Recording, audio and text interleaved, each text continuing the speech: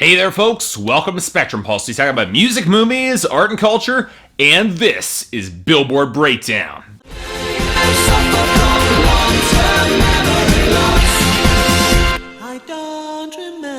Now for this episode of Billboard Breakdown, we've actually got a bit of a slower week, thank God, as the holiday season comes ever closer and major releases start to slow down. This leads to a bit of an odd week on the charts, with major chart movement mostly linked to old songs being rotated out, the shift back to equilibrium after the American Music Awards last week that gave several songs a boost they subsequently lost, and the creeping dominance of The Voice as it heads towards its final episodes of the season. But before we get to that, it's time to talk about our top 10. And while Taylor Swift sits at the top with blank space thanks to massive sales and still increasing airplay, the big news is that Hozier has finally overtaken Meghan Trainor for the number 2 slot with Take Me to Church, mostly thanks to absolutely crushing streaming while maintaining steady gains in airplay and in sales. All About That Bass drops down to number 3, being held off mostly by YouTube having already peaked in airplay. And it's not the only song that's taken some body blows. Animals by Maroon 5 holds on to number 4 pretty much on airplay and a little bit of streaming, but right behind it is Uptown Funk by Mark Ronson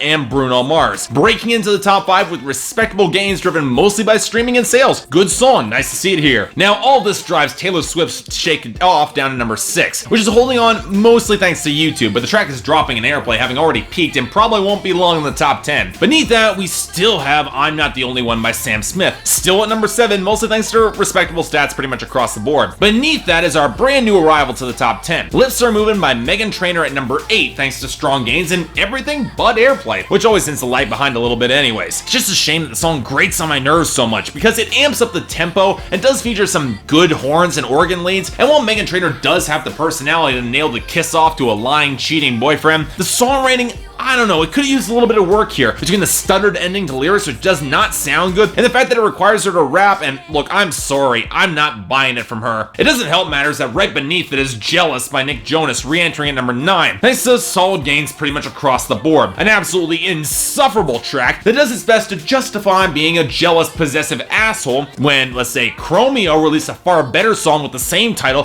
that at least added some morally ambiguous framing and a solid bass line to a similar situation. Much better song. Now thankfully, the top 10 is rounded out by Love Me Harder by Ariana Grande featuring The Weeknd, which remains an awesome song, one of the best of the year, and yet it's stuck thanks to some low sales numbers despite some really great stats everywhere else. Bit of a shame, really. Now on to our major changes. This is a week where more of the old hits of 2014 fell off to the recurring list. Break Free by Ariana Grande featuring Zedd, Roller Coaster by Luke Bryan, Fancy by Iggy Azalea featuring Charlie XCX, and thankfully, This Is How We Do by Katy Perry. And those that didn't fall out still lost a lot. I by Kendrick Lamar dropped to 96, Neon Light by Blake Shelton dropped to 93, Day Drinking by Little Big Town dipped down to 82, and Steal My Girl by One Direction plummeted to number 63. It was a bad week for One Direction as a whole, really, with their much better song Night Changes dropping 20 slots to number 51. But that was thanks to charts readjusting from the aftermath of the American Music Awards, because there were a lot of losers who performed there, and it's tied to that as the charts readjusted. Fireball by Pitbull featuring John Ryan dropped to number 72, I Bet My Life by Imagine Dragons goes to number 68, Beyonce's Flawless remix with Nicki Minaj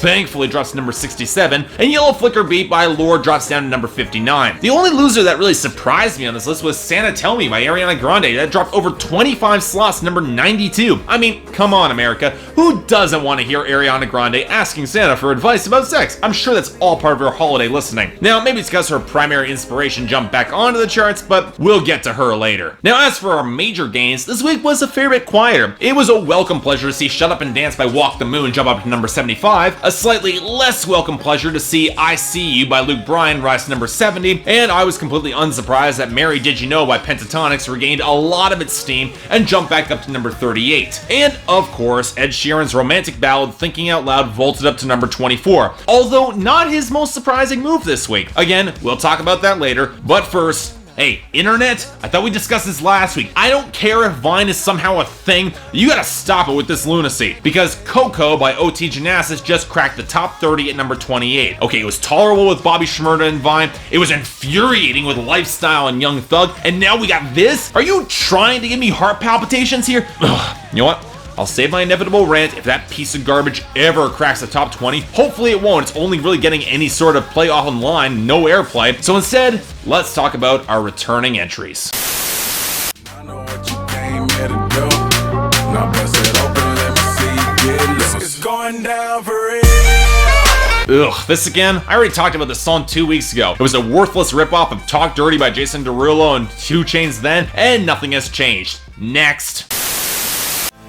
Yeah, we got a whole lot of moonlight left, already having the time of our lives, and we're just getting started tonight.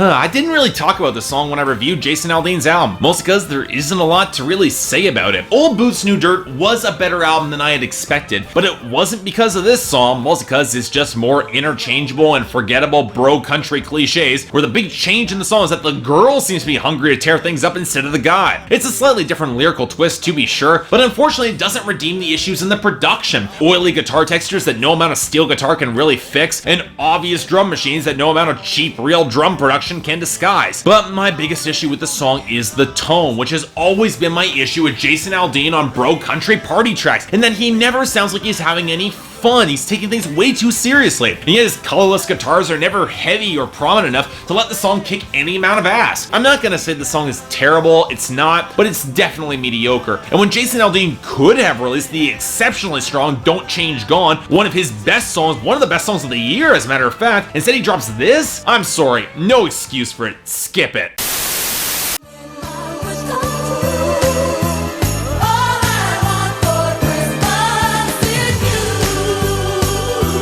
Now, I've gone on record saying that I'm not the biggest Mariah Carey fan ever. She's made some great albums, she's made a couple duds, but when it comes down to holiday music, All I Want for Christmas Is You is a welcome addition to the canon of popular holiday songs. Admittedly, the production hasn't exactly aged well, mostly because stars like Mariah Carey dropping a Christmas album in the 90s was often done to fill up contractual obligations with the least amount of effort in the sound booth possible. But you know what? The song is loose, it's got a ton of upbeat energy, and while it's probably not the best display of Mariah's talents, it's one of the prime examples why she was one of the best R&B stars of all time, mostly because she makes it look so easy and she sounds like she's genuinely love-struck on the track. There's a reason that All I Want for Christmas Is You recharts every single year on Billboard, and that's because it's a pretty damn good song. Over most Christmas tracks, I'll take Mariah Carey any day of the week. This one gets a pass.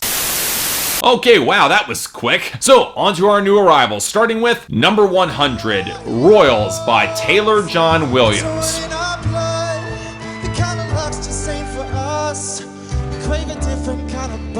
Okay, as I said, I don't really watch The Voice. Apparently this guy was eliminated earlier in the week when the semifinals, but I can't say I enjoyed his cover of Royals from the previous week all that much, which jettisons the prominent and tight percussion of the original for wheedling strings in a guitar lick. In other words, there's none of the tight restraint and control that gave Lorde's version so much definitive power and presence. Williams' vocals didn't exactly impress me here either, mostly because he tries to add a lot more minor keys to his vocal delivery, and it loses a lot of that quiet, tempered defiance to the established system that made the original such a potent song. I'm sorry, this is just a mess. Skip it. Number 98, Like a Cowboy by Randy Houser. Sing you a song, steer your heart away like a cowboy.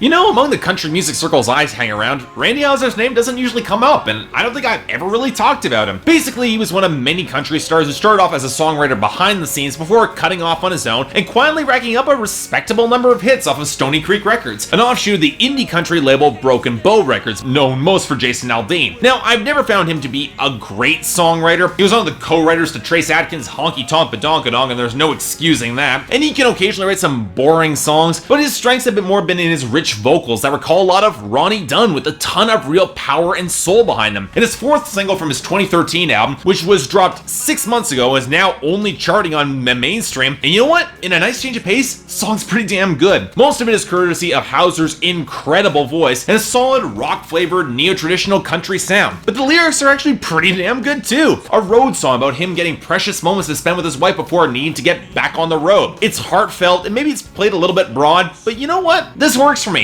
I'm giving this a pass. Really good song. Number 95, Lonely Tonight by Blake Shelton featuring Ashley Monroe.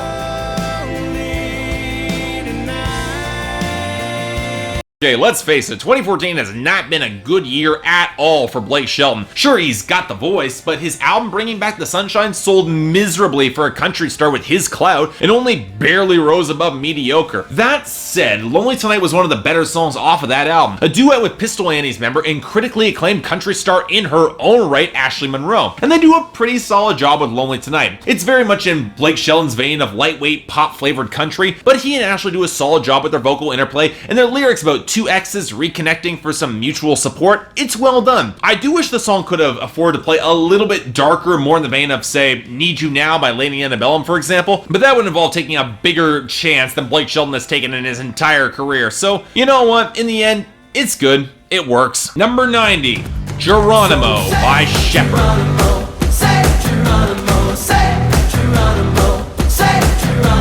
Well, here's an interesting specimen. An Australian indie folk pop band about an Apache tribal leader with a sound that wouldn't be out of place in late 2012 or early 2013 in the vein of Mumford & Sons. Now, this song was released back in February and is only now charting here. And honestly, I don't quite think this song is for me. I tend to like my folk with a little bit more lyrical heft and instrumental texture, or at least more backing melody, but this song, it's got some flavor, with the biggest asset being the male-female interplay that does lead to a pretty sticky and memorable chorus. Lyrically, it's about taking a step to reunite with an old love and taking that brave next step in order to make it really work this time. And yeah, it does earn its bombast, but I don't know. I wish the guitars were a little bit higher up in the mix because, you know what, the melody line is pretty damn good. I just wish we could have heard more of it. All in all, it's a good song, but you know what? It's not quite a great one. Number 87, Prayer and Sea by Lillywood and The Prick, featuring Robin Schulz.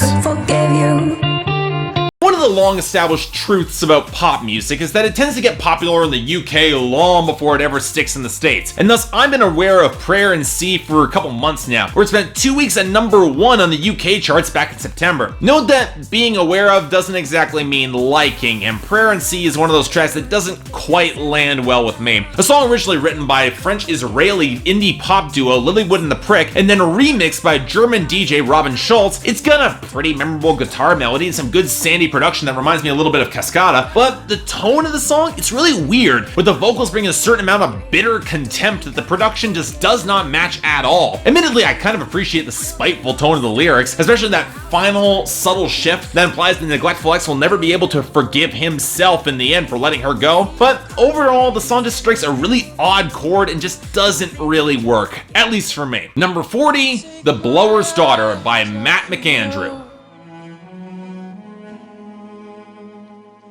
I can't take my eyes off of you.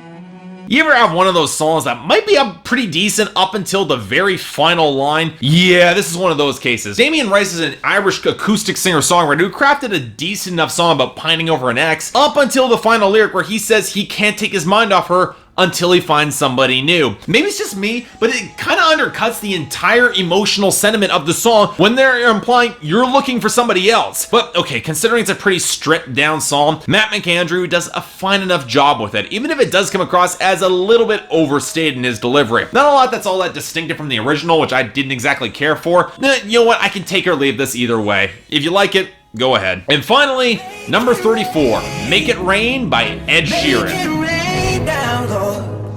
Okay, I don't watch Sons of Anarchy, but from what I know of both Ed Sheeran and that show, I was surprised that he was tapped for this song. The other thing to know is that this song is a cover, originally written by Foy Vance, an Irish singer-songwriter that has done some touring with Ed Sheeran. And you can tell it's a cover because this song has jagged edges and bite to it that you don't normally see in Ed Sheeran's songwriting, and a sense of almost biblical drama in terms of its lyrics, which, unlike most Ed Sheeran songs, is a little bit vague. Implications of extreme pain that might come from taking a grave chance or a desperate choice. Sketched in arch imagery that might not land the most impact for me, but does have some real potency behind it, I can admit that. The big surprise for me with this song was Ed Sheeran himself. He's not an artist who really throws himself into his material with visceral passion very often, and yet he's shockingly good at it, and he does so in the song. I really liked it, which made Make It Rain really quite potent. Overall, I dug this song. I liked it. And overall, that's all we have for this week. A bit of a lighter week, but it's nice to see on occasion. For the best you know what? I'm gonna give this to Randy Houser for Like a Cowboy. He did enough for that song to really win me over. It's enough to get me interested in checking out his next album, and that is saying something. And I think I'll put Mariah or Ed Sheeran close behind him. For worst, I didn't have a chance to put G.D.F.R on the list 2 weeks ago, and coming up here now. So with the runner-up being Jason Aldean's mediocre new single. Overall, something of a sleepy, acoustic guitar-driven week, but it might just be the best on average that I've covered thus far in this series. Nice to see steps in the right direction. But until next week,